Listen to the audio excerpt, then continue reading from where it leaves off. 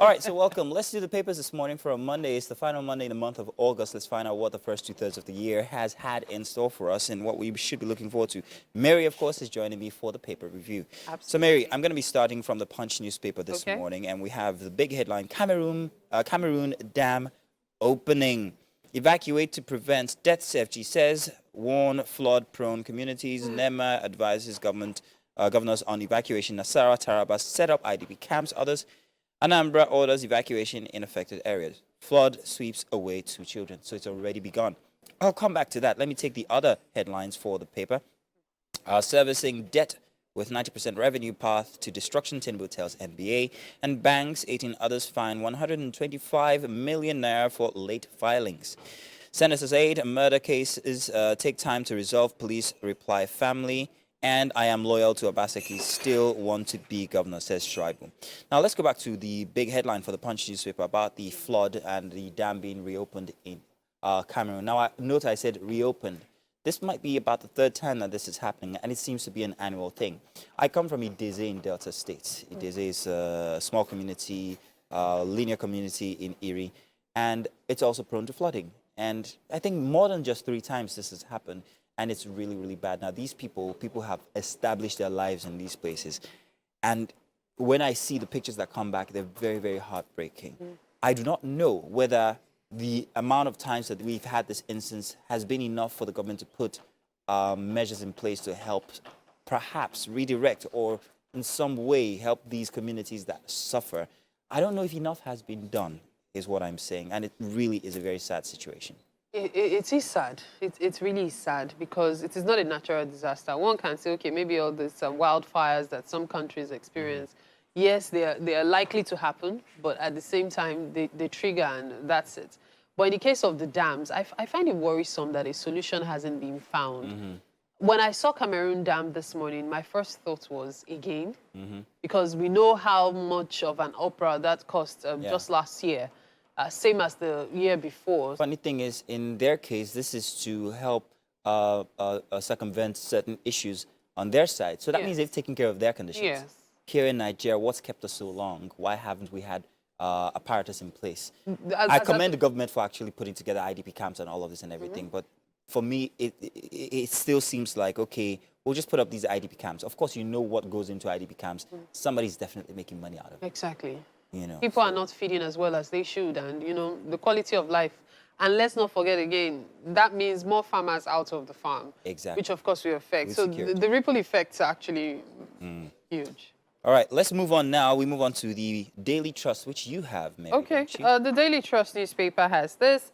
Massive flood looms in states as Cameroon plans to open dam. Adamawa, Taraba, Kogi, Benue, Nasarawa, Plateau, others at risk.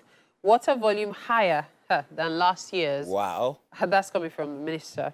NEMA tells residents to relocate. To where? Here we also have Atiku to Tinubu. Tell Nigerians how you got degree without primary and secondary education.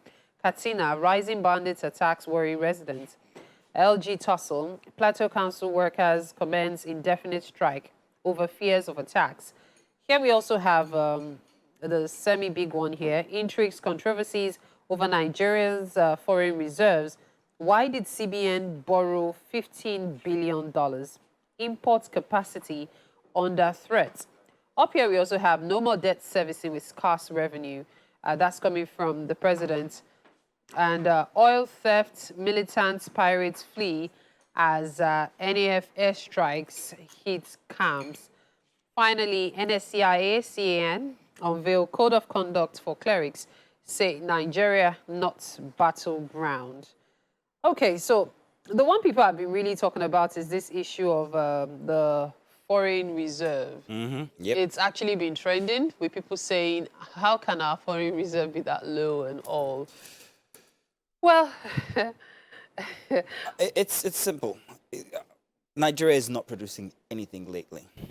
And it's been a problem for 10 years now, when all that we produced from before that was simply just oil. We totally forgot about agriculture. Whatever happened to the ground-up pyramids of the north? It was such spectacle to see when I was a kid. I never saw them, I saw them in videos. Nothing like that ever exists, and they were such marvelous, like 8 wonders of the world type, what's it called? But currently we have nothing else. Not even the oil is even doing us any good. So you can't expect that we'll have any foreign reserve, tangible foreign reserve.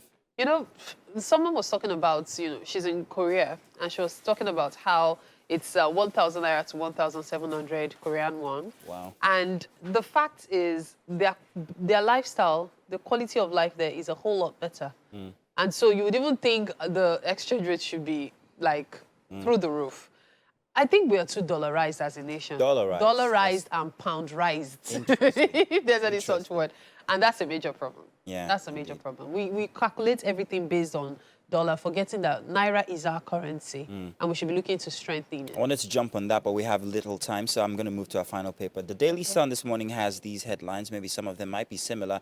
Again, Atiku raises issues over Tinubu's varsity degree, says he's wondering how President got varsity degree, allegedly without primary and secondary education. At the top, FG insists on December takeoff date for PH refinery. Woohoo. And at the bottom, Ohaneze asks Tinubu to free Kanu, rolls out plans to honor past heroes. To the side of the photo story here, all theft pipeline protection, FG Lords sustains Tantita partnership, and FG abandons 16 billion Boeing 737 training simulator in Zaria. That's a lot of money being abandoned there. Serap gives President 48 hours to reverse ban on Vanguard Galaxy TV. 28 others from Villa, and suspense in Benue as Alia Uba awaits gubernatorial tribunal judgment. And finally, crisis looms over planned resumption of APC elected LG chairman in Plateau State. So these are the headlines that you will be finding this morning. If you were to pick any of the dailies, do let us know. If you have an observation, use the hashtag Wake Up Nigeria on TVC. Thank you very much once again. Absolutely, my pleasure. You forgot to mention the highlights for me, though. Federal government is insisting on December takeoff date for Port Harcourt refinery. Oh, I That's did on mention the daily. that. Okay, great. And then I embellished it with woohoo. Woohoo! Because it's worth it. It's It is actually worth celebrating. Fingers crossed and hoping for the Fingers crossed indeed. Thank you very much, Mary. All right, do stay tuned. We've got more coming your way. It's Wake Up Nigeria.